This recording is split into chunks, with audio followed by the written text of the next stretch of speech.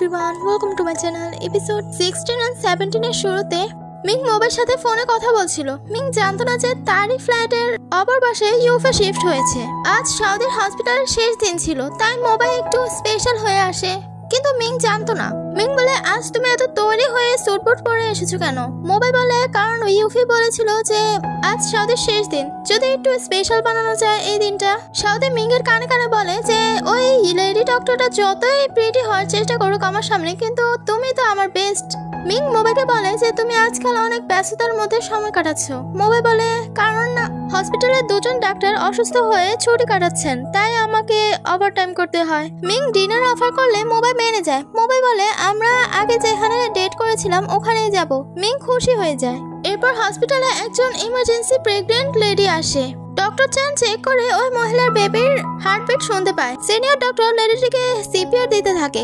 এতে কাজ হচ্ছে না বলে ডক্টর চ্যান তাকে সিপিআর দিতে লাগে, কিন্তু কোনো রকমে কোনো প্রকার দাগই উঠছে না। সিনিয়র ডক্টর ঘড়ি ধরে সেকেন্ড মাপতে থাকে, কিন্তু কোনো রেসপন্সই নেই। ডক্টর চ্যান তার সর্বোচ্চটা দেওয়ার চেষ্টা করতে লাগে যে ওই লেডিটাকে বাঁচানোর, কিন্তু তার এই পাগলামো বন্ধ করতে বলে সিনিয়র ডক্টর। অবশেষে ডক্টর চ্যানকে মানতেই হয় যে ওই লেডিটা মারা গিয়েছে। হুয়া যায় মোবাইলকে মারাতে রাতের ওই পার্টিটার জন্য, কারণ চ্যানের অনেক মন খারাপ, তাই এই জন্য মোবাইল মিংকে সোজা ডেটটার জন্য মানা করে দেয়। মিং তো তার বসের থেকে ছুটি নিয়ে নিয়েছে, তো এবার কি করার? মিং এর বারবার মোবাইলকে কল দিচ্ছে, কিন্তু মোবাইল রিসিভ করছে না, কারণ মোবাইল বিজি। হঠাৎ করে কেমিং এর কল আসে মিং এর কাছে। কেমিং বলে, তুমি আমাকে একটা হেল্প করতে পারবে? তুমি কি এখন ফ্রি আছো? মিং বলে, কি হেল্প? মিং কেমিং এর কাছে যায়। কেমিং বলে, আমার আজ এক্স এর বিয়ে, সে আমার ফ্রেন্ডের সাথে আমাকে চিট করে পালিয়ে চলে গিয়েছিল। তুমি কি আজ আমার গার্লফ্রেন্ড হয়ে যেতে পারবে? মিং তো প্রথমে মানা করছিল কেমিংকে, কিন্তু কেমিং এর ইমার্জেন্সি বলে মানতেই হয়। সিন ফিরে ওই ওয়েডিং শোতে কেমিং তার হাত ধরে, কিন্তু মিং তাকে মানা করে দেয়। কিন্তু কেমিং এর বিপদে মিংকে মানতেই হয়। কেমিং আর মিং বরকে শুভেচ্ছা জানায়। বর ছিল কেমিং এর ওই চাইল্ডহুড ফ্রেন্ড। কেমিং এর ফ্রেন্ডকে কেমিং এর গার্লফ্রেন্ড হিসেবে পরিচয় দেয় মিং, আর বিয়ের জন্য শুভেচ্ছাও জানায়। কেমিং এর ফ্রেন্ড তার কনেকে মেসেজ দিয়ে বলে যে কেমিং এসেছে।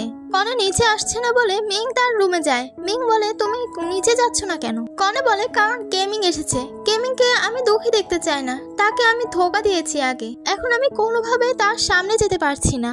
আসলে আমি আর আমার হাজব্যান্ড আর সে তিন বেস্ট ফ্রেন্ড ছিলাম। আমরা তিনজনই জুয়েলারি ডিজাইনার হতে চাইতাম ছোটবেলা থেকে, কিন্তু আমরা দুজন সফল হইনি। কেমিং সফল হয়েছে এতে, তখনকার ভুলটা আমার রয়েই গেল। এই কথায় মিং বলে, সেও তোমাকে দুঃখী দেখতে চায় না, সে তাই জন্যই তো আমাকে গার্লফ্রেন্ড বানিয়ে আসলো, নকল গার্লফ্রেন্ড। সে সব সত্য কথা বলে দেয়, এতক্ষণ যা যা প্ল্যান ছিল।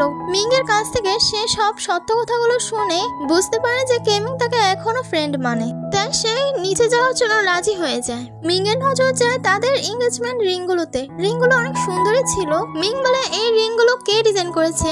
সে বলে, আমার হাজবেন্ড আমাদের এনগেজমেন্টের জন্য রিংগুলো ডিজাইন করেছে, কেমন হয়েছে বলো তো? মিং বলে, তোমার হাজবেন্ড তো অনেক সুন্দর জুয়েলারিস ডিজাইন করতে পারে, অনেক সুন্দর হয়েছে। ওয়েডিং শেষে যখন কেমিং আর মিং তারা দুজন চলে যাচ্ছিল, তখন পিছন থেকে কনে ডাক দেয়। কনের হাতে যে ফ্লাওয়ার বুকেটা ছিল ওটা কেমিং আর মিং এর দিকে ছুঁড়ে মারে। ওই ফ্লাওয়ার বুকেটা কেমিং এর হাতে পড়ে, আর তারা দুজন হ্যাপি। অনেক রাত হয়ে গিয়েছিল। কেমিং এক জায়গায় গাড়ি পার্ক করে, তারা দুজন বসে বসে কথা বলছিল। কেমিং বলে, তোমাকে একটুও খারাপ লাগলো না যে সে তোমাকে ধোঁকা দিল? তুমি নিজেকে নিজে কি করে এত ভালোভাবে হ্যান্ডেল করতে পারো? মিং বলে, আমার এভাবে এসবে অভ্যাস হয়ে গিয়েছে, আমি অভ্যস্ত হয়ে গিয়েছি। এতে কেমিং তাকে প্রপোজ করে ওখানে, কিন্তু মিং তাকে রিজেক্ট করে দেয় আবারও। মিং বলে, এরপরও যদি আবারও তুমি এসব কথা বলো, আমাকে আবারও প্রপোজ করার চেষ্টা করো, তাহলে আমরা কিন্তু ফ্রেন্ড থাকবো না, তুমি আমার জাস্ট ফ্রেন্ড হয়ে থাকবে। তাও যদি জাস্ট ফ্রেন্ডও না হও তাহলে কথাই বলবো না। কেমিং বলে, আচ্ছা ঠিক আছে, আমি তোমার বেস্ট ফ্রেন্ড হয়ে থাকতে চাই। মিং কেমিং এর সাথে না যেতে চাইলেও মিংকে পিক আপ করে দেয় কেমিং। এদিকে পার্টিতে কেমিং, মোবাইল, ইউফে, হুয়া তারা একসাথে সবাই এনজয় করে। হুয়া আর ডক্টর চেন তাদের নোটিস করে যে তারা অনেক হেসে হেসে অনেক গল্প করে করে কথা বলছে। ডক্টর লিনের মোবাইল জন্য অনেক টেনশন হচ্ছিল বলে মোবাইলকে সে কল করে, কিন্তু মোবাইল তাকে টেনশন না করতে বলে রেখে দেয়। বারবার কল দেওয়ার পরও রিসিভ করছে না। ডক্টর লিন বুঝতে পারে না যে মোবাইল এইভাবে আচরণ করছে কেন। তারপর মনে পড়লো তার আগের মেমোরিজ গুলো ঘেটে দেখা যাক। মোবাইল ওর মেমোরিজ গুলোতে ইউফাকে খুঁজে পায়। তারা পার্টিতে অনেক ড্রিঙ্ক করেছে, তাই তারা সবাই অনেক ড্রাঙ্ক হয়ে যায়। ডক্টর চ্যান বলে, আমি হুয়াকে পিক আপ করে আসছি। মোবাইল বলে, আচ্ছা যাও। বাকি রইল ইউফে আর মোবাই। ইউফে মোবাইয়ের সাথে তার কষ্টগুলো শেয়ার করতে লাগে যে তার হাজবেন্ড তাকে ছেড়ে যাওয়ার পর থেকে সে সবসময় দুঃখী থাকে। মোবাই তাকে কমফোর্ট করে বলে যে আমি আছি, তোমার সাপোর্ট করব। ছোটবেলায় তুমি আমার সব সময় সব দুঃখে সুখে সব সময় আমার সাথে ছিলে, আমিও তোমার সাথে দেব।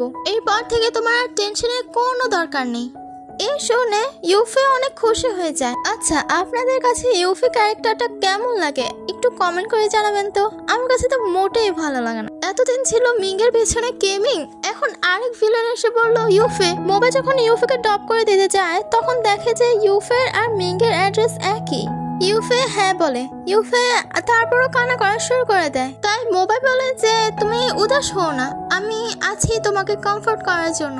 ইউফে বলে যদি সে উদাসীনের কারণ তুমি হয়ে দাঁড়াও। তখনই মিং আর কেমিং এসে পড়ে। মিং আর কেমিংকে দেখে ইউফে বলে তোমার কি আমার পিছু করছিলে নাকি? মিং বলে না, আমি তো এখানেই থাকি। কেমিং তাদের দুজনকে ভরসা করে মিংকে রেখে যায়। মোবাইল আর ইউফেকে একসাথে দেখে মিংকে যে কতটা খারাপ লাগছে আর কতটা জেলাসি ফিল হচ্ছে ওটা তার চোখ দেখলেই বোঝা যায়।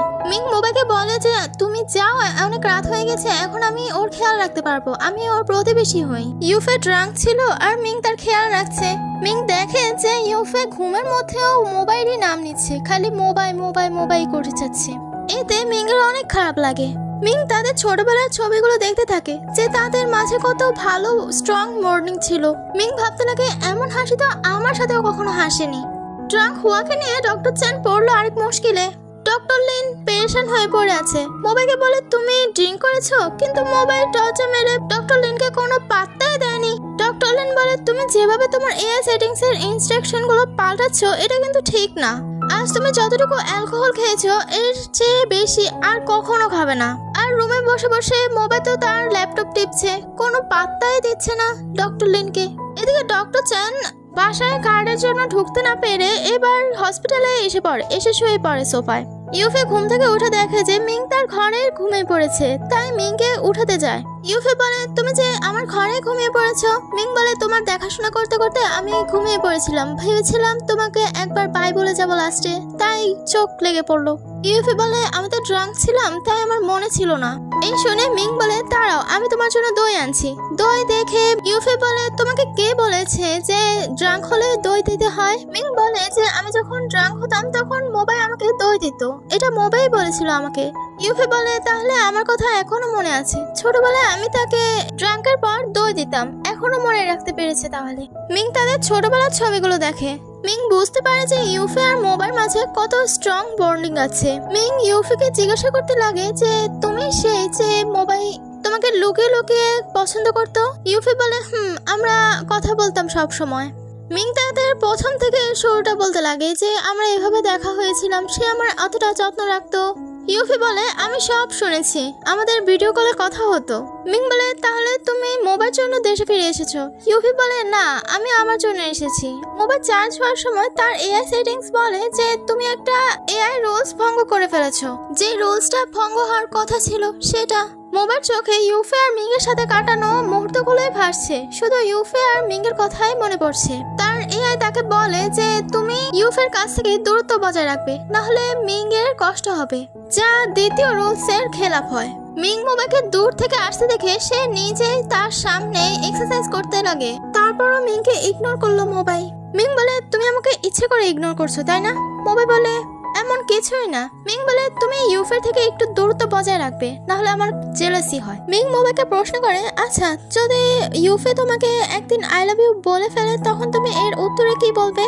মোবাইল বলে আমি জানি না, কারণ আমি কাউকে কষ্ট দিতে পারি না, দুঃখী দেখতে পারি না, কিন্তু এরপর থেকে আমি তোমার কথাই মানবো, তুমি যা যা বলবে আমি তাই করবো। এটা শুনে মিং খুশি হয়ে যায়। হইতে ঘুমাতে ঘুমাতে সোফা থেকে পড়ে যায়। তো এর পরের এপিসোডটি দেখার জন্য প্লিজ আমাদের চ্যানেলটিকে সাবস্ক্রাইব করে রাখবেন। তো সবার কাছে বাই।